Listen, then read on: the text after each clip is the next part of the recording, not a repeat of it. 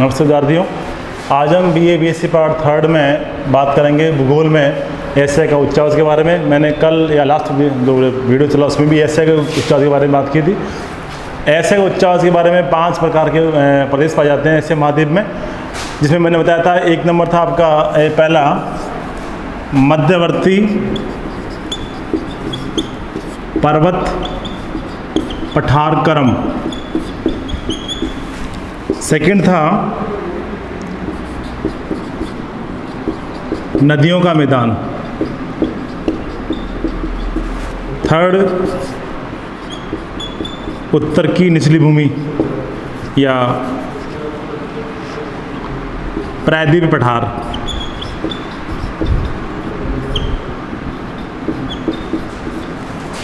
चौथा है उत्तर की निचली भूमि,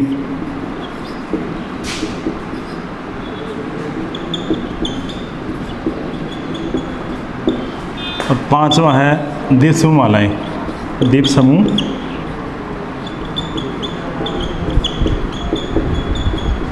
मालाएं।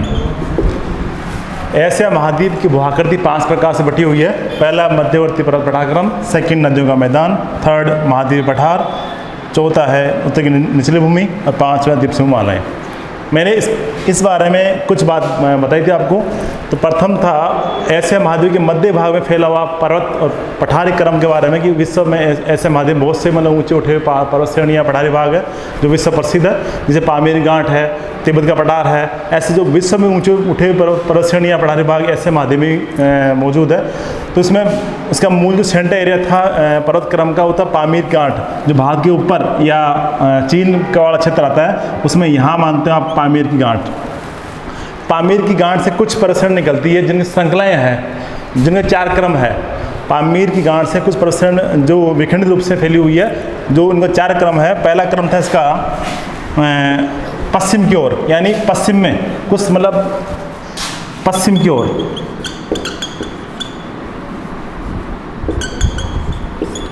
पश्चिम की ओर है। ऐसे ही एक पूर्व की तरफ है, एक उत्तर पूर्व की तरफ है, एक दक्षिण पूर्व की तरफ है। इसमें 4 प्रकार से 4 क्रम है। पामीर की गांठ से पर्वत श्रेणियाँ जो निकली हुई है वो 4 दिशाओं में निकली हुई है। पहले ही बताया मैंने पश्चिम क्रम, ये पश्चिम की ओर ऐसे। दूसरी इसके नीचे मतलब एक दक्षिण पूर्व में है ऐसे। तीसरी आपकी इसमें एग्जैक्ट पूर्व की ओर है ऐसे क्रम में, और चौथी आपकी है उत्तर पूर्व की ओर इस क्रम में फैली हुई है। ये 4 क्रमों में पर्वत पठार क्रम फैले हुए हैं। पश्चिम की ओर जो फैली पामीर गांठ से पर्वत श्रेणी है, पश्चिम की ओर जो आपका अरब प्रायद्वीप या दक्षिण पश्चिम की ओर बढ़ते हुए क्रम में है।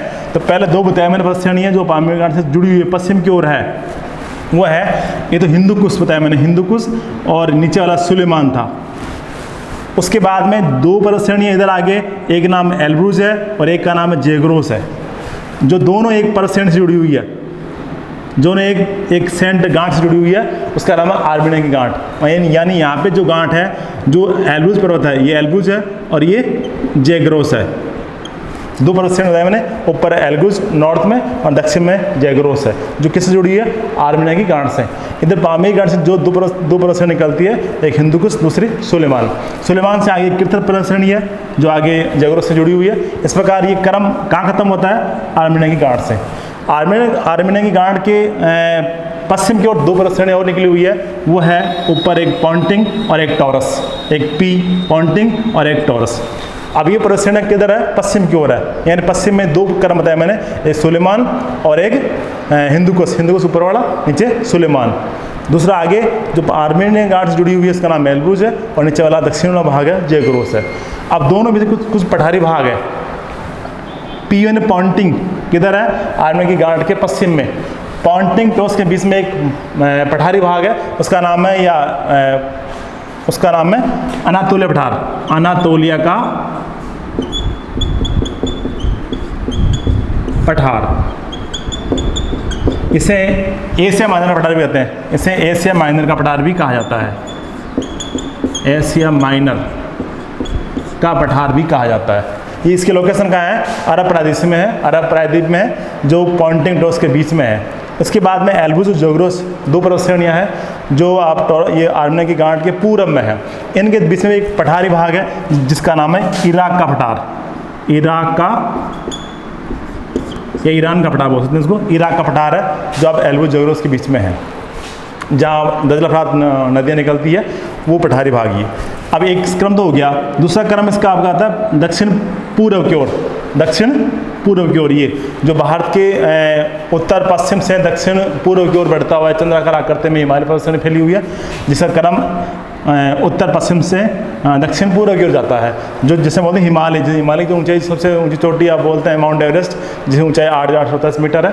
इसके आगे जो क्रम है उसका म्यांमार में होते हुए इरावदी, म्यांमार है, बर्मा आपका लाओस है, कम्बोडिया है, देशों में और बढ़ता चला जाता है। तो जिसका जो क्रम है वो आपका हिमालय, इसके बाद में आपका ये असम मेघालय में है कुछ पहाड़ी श्रेणियाँ हैं जिनका नाम है गारो, खासी और जयंतिया। फिर आगे आपका पिगु योमा है, तनासरियम योमा है, वो आपको म्यांमार में है। ये क्रम आगे बढ़ता हुआ दक्षिण पश्चिम की ओर, दक्षिण पूर्व की ओर बढ़ता हुआ द्वीप समूह की ओर चला जाता है। 2 क्रम हो गया आपका, पश्चिम और दक्षिण पूर्व की ओर, यानी 2 क्रम में 2 क्रम के बारे में बात कर ली। एक था पश्चिम क्रम हो गया, दूसरा था दक्षिण पूर्व। इसमें बताया, इसमें हिमालय है या अराकान योमा है, तनासरियम योमा है, पिगु योमा है, जो आपका म्यांमार में, भारत में या कम्बोडिया में, चीन में, या हिंद चीन में, इन क्षेत्रों में या इन द्वीपों में, मालाओं में फैले हुए हैं। इसके बाद थर्ड जो क्रम है वो आपका है पूर्व की ओर।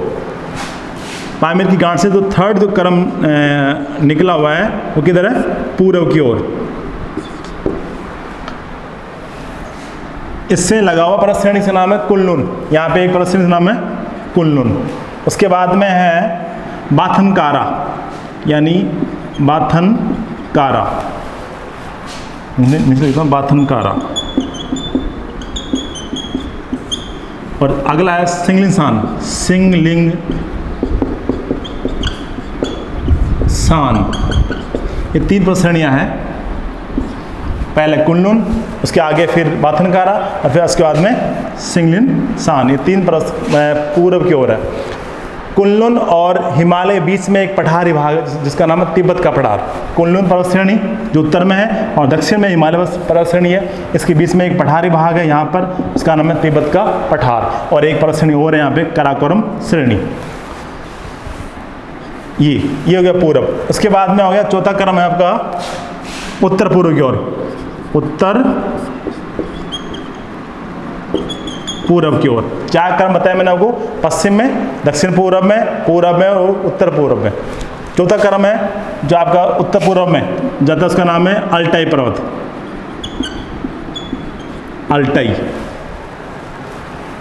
उसके बाद में है पश्चिमी श्याम और पूर्वी श्याम, 2 पर्वत श्रेणियाँ हैं जो आपकी यहाँ आती है। उसके बाद में फिर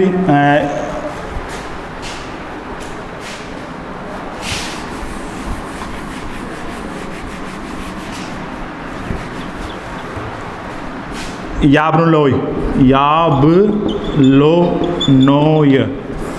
उसके बाद में स्टेनोवोय। ये पर्वत श्रेणी अल्टाई, पश्चिमी श्याम, पूर्वी श्याम, याबलोय और स्टेनोवोय। उसके बाद में चिराकी है, कमचटका है, अनादीर पर्वत श्रेणी है, किधर है? उत्तर पूर्व की ओर। इस प्रकार ये पर्वत श्रेणी मतलब पामीर गांठ से जुड़ी हुई निकली श्रृंखला के रूप में फैली हुई है। ये क्रम आपका एक क्रम हो गया, मतलब एक उच्च हो गया जिसमें एक पठारी मौजूद है और पहाड़ी श्रेणी या पर्वत श्रेणी भी फैली हुई है, जिसमें हिमालय, कुनलुन, काराकोरम है, तिब्बत का पठार है, एशिया माइनर पठार है, अनातोलिया पठार है, इराक का पठार है। ये सब पठारी भाग इस क्रम में आ जाते हैं। एक क्रम ये हो गया। सेकंड क्रम आता है आपका, इसमें दूसरा क्रम आता है मैदानी भाग या नदियों का मैदान। दूसरा क्रम आता है मैदानी या नदियों का मैदान, 2 नंबर, नदियों का मैदान। यानी जिन पहाड़ी या पर्वत क्षेत्रों से जो नदियाँ निकलती है उनसे जो अवसाद के रूप में कंकड़ पत्थर रेत आती है, उससे हर वर्ष नई मृदा का निर्माण होता है जो बहुत उपजाऊ होता है, कृषि के लिए उपजाऊ होता है, जो चावल की कृषि के लिए, गेहूँ की कृषि के लिए, कपास की कृषि के लिए, चाय की कृषि के लिए बहुत प्रसिद्ध मैदानी भाग का निर्माण होता है। तो विश्व में ऐसे मैदानी भाग दक्षिण मतलब इस जो पर्वत क्रम इसके दक्षिण भाग में फैले हुए हैं, जिसमें जहाँ नदियाँ बहती, गंगा है, सिंधु है, ब्रह्मपुत्र है, आपकी इरावदी है, मिकांग है, मीनाम है, ऐसे नदियाँ क्रम है जिनके द्वारा लाई गई अवसादित मिट्टी निक्षेप होने से उपजाऊ मैदान का निर्माण हुआ करता है। तो इसमें मैदानी भाग की बात करते हैं। पहले अपन बात करते हैं तो एक पहले पश्चिम से शुरू करते हैं। पश्चिम में एक मैदानी भाग है जिसका नाम है दजला फरात का मैदान। दजला फरात का मैदान।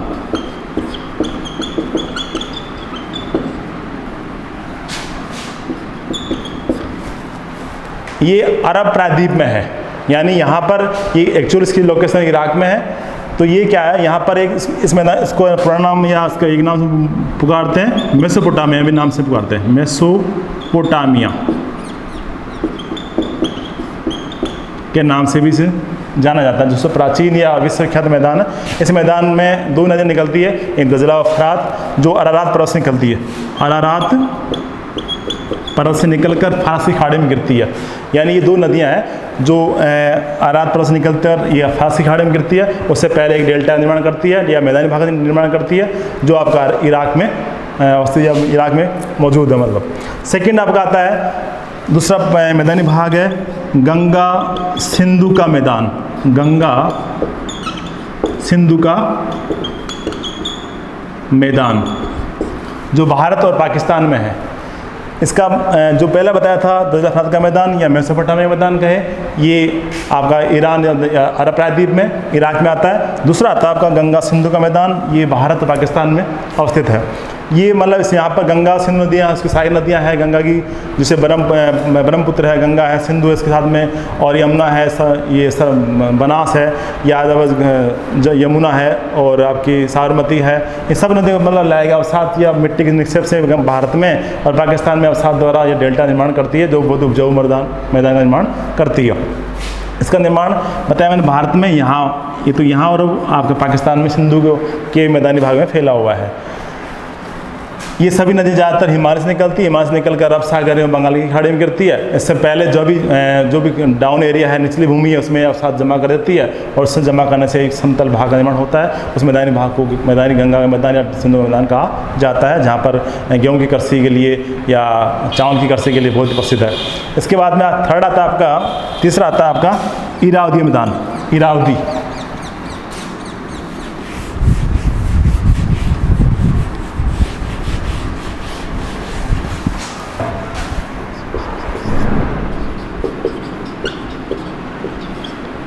इरावदी का मैदान। ये मैदान भारत के पूर्व में म्यांमार में है। कहाँ ये? म्यांमार में।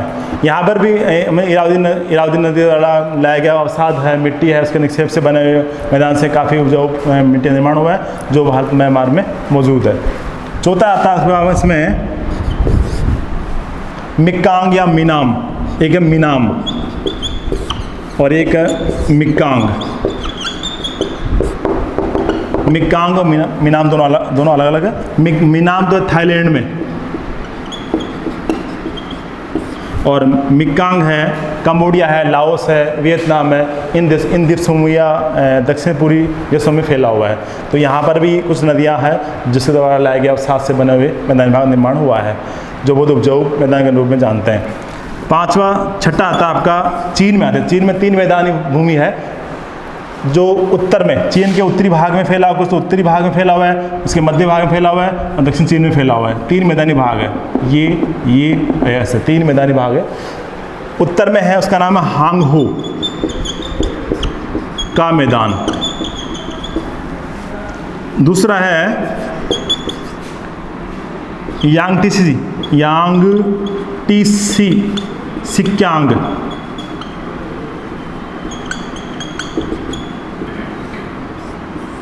और तीसरा है सिक्यांग। ये 3 मैदानी भाग है। चीन के पूर्वी भाग में कुछ नदियाँ या पश्चिम से पूर्व की ओर बहती हुई आपके पनामा सागर में गिरती है, जो तीन मैदानों का निर्माण करती है। पहला उत्तर में जिसे बोलते हैं हांगो का मैदान, इसे पीला बेसिन भी बोलते हैं, येलो बेसिन बोलते हैं, पीला मैदान बोलते हैं। ये बहुत ही मतलब यहाँ पर जो मैदान निर्माण हुआ है, यहाँ पर लोइस के द्वारा, यानी यहाँ पर लोइस का पठार है, वहाँ से लाई गई बहाकर पीली मिट्टी की जमाव से इसे पीला मैदान नाम से जानते हैं। यहाँ पर प्रयाग माता में बाढ़ें आती है क्योंकि इसका जो तल है, नदी का तल है या लेवल है, ऊंचा उठा हुआ है, इसलिए हर वर्ष बाढ़ आती है। बाढ़ आने से नदी का मार्ग परिवर्तन हो जाता है, इसलिए यानी इसमें मतलब चीन का शोक भी कहा जाता है, जो हांगो नदी का या हांगो को चीन का शोक कहा जाता है, क्योंकि इसमें हर वर्ष बाढ़ आने से काफ़ी नुकसान या काफ़ी जनधन की हानि होती है। सेकेंड आता है आपका यांगटी सिक्यांग, ये बहुत बड़ा विशाल मैदान है। यहाँ पर चावल और गेहूँ की कृषि के लिए प्रसिद्ध है। इसे बोलते हैं रेड बेसिन, ये बोला येलो बेसिन ऊपर वाला, नीचे वाला रेड बेसिन, यहाँ पर गेहूँ की कृषि अधिक की जाती है। तीसरा आता है आपका नीचे वाला जिसमें सिक्यांग का मैदान। सिक्यांग मैदान आपका दक्षिण चीन में पड़ता है। इसमें ज़्यादा चावल की और चाय की कृषि के लिए प्रसिद्ध है। ये तीन मैदान चीन में आते हैं। इस पर 8 प्रकार के मैदानी भाग आपको नदी मैदान में आते हैं। तीसरा पॉइंट आता है प्रायद्वीप भाग या पठारी भाग हो सकता है अपन। 1 नंबर हो गया आपका पर्वत पठारक्रम, 2 नंबर नदियों का मैदान, तीसरा हो गया पठारी भाग, पठारी प्रदेश या दक्षिण प्रायद्वीपीय प्रदेश। ऐसे माध्यम में 3 प्रकार के प्रायद्वीप है, जो दोनों एक तो दक्षिण पश्चिम में यानी दक्षिण पश्चिम में,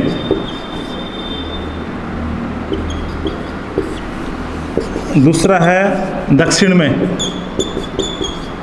और तीसरा है दक्षिण पूरब में। 3 प्रकार के अरब मतलब प्रायद्वीप पठार है। एक पहला आ गया अरब प्रायद्वीप, जो दक्षिण पश्चिम में है, जहाँ पर ये पठारी भाग ये वाला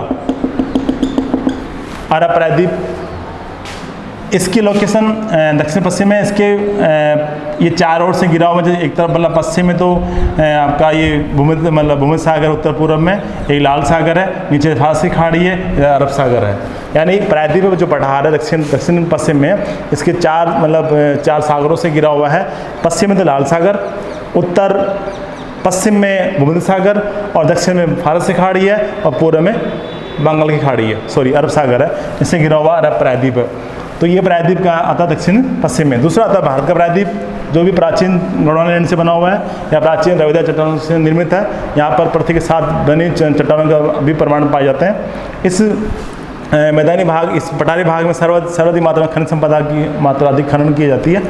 तो ये भारत में पाया जाता है। भारत में आपका दक्षिण भारत में तमिलनाडु है, केरला है, कर्नाटक है, इन राज्यों में फैला हुआ है। महाराष्ट्र है, आपका दक्षिणी मध्य प्रदेश है, छत्तीसगढ़, झारखंड है, उड़ीसा है, आंध्र प्रदेश है, इन राज्यों में फैला हुआ है। तीसरा आता है आपका हिंद चीन का पठार, ये नीचे वाला जो आपका चीन का दक्षिणी पूर्वी भाग है, वहाँ पर, और कुछ इंडोनेशिया में, कुछ जावा क्षेत्रों में फैला हुआ है। ये इस प्रकार 3 पठारी भाग मतलब ऐसे माध्यम में पाए जाते हैं। चौथा है आपका निचली भूमि, उस बारे में अपन कल बात करेंगे। आज इतना ही, आगे धन्यवाद।